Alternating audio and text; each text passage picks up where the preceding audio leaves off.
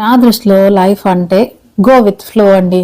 నిజంగానే నా దగ్గర పెద్ద పెద్ద టార్గెట్లు, జీవిత లక్ష్యాలు అంటూ పెద్ద పెద్ద ప్లాన్లు, బుక్ల మీద రాసేసుకోవడాలు ఇలాంటివి ఏమి ఉండవండి. మనల్ని యాక్టివ్ గా ఉంచుతూ డైలీ మోటివేట్ చేయగలిగే చిన్న చిన్న ఎయిమ్స్ మాత్రమే పెట్టుకుని ముందుకెళ్ళిపోతూ ఉంటాను అనమాట. అలాంటిదే మేము యూకే రావడం కూడా. ఇక్కడికి వచ్చిన తర్వాత బతకాలి అంటే మనకు కావాల్సింది ఏంటండి? చేయడానికి ఒక ఉద్యోగము, ఉండడానికి ఒక ఇల్లు. ఈ రెండు ముఖ్యమైనవి కదా. అలాంటి దాంట్లో ఇంటి గురించి ఎన్ని తిప్పలు పడుతున్నామో అయితే మీతో షేర్ చేసుకున్నాను. అండ్ ఫైనల్లీ మాకు ఒక మంచి ఇల్లు దొరికేసిందండి.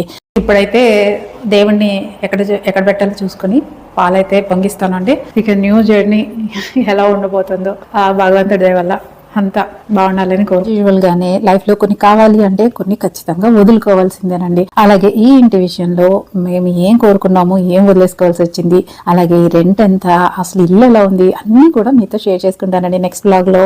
Thank you.